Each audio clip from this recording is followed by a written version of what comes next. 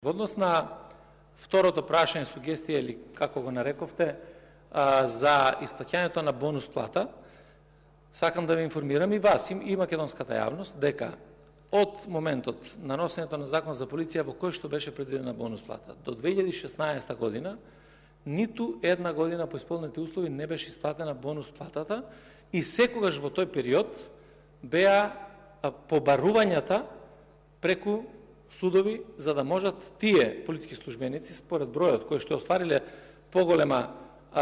број на работни часови или вкупно во годината над 150 работни часови, да добијат надомест кој што им следува практично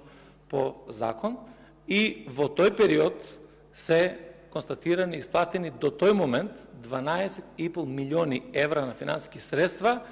кои што практично значат исплата и на адвокатски трошоци и на сите други трошоци кои што ги имат. 2016, 2017 и 2018 година беа исплатени сите три бонус плати од еднаш, за да се стопираат, односно да бидат повлечени сите тужби кои што ги имаат, и од тој момент наваму, значи 2019, 2020, 2021 година, редовно секоја година се исплаќаат бонус плати заради тоа што тие средства ги предвидовме во буџетот. Така да сега нити има тужби по овој основ, нити имаме извршување, нити имаме наплати.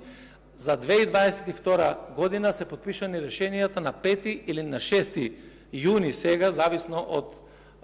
трезорот како ќе бидат исплатени повторно сите бонус плати за сите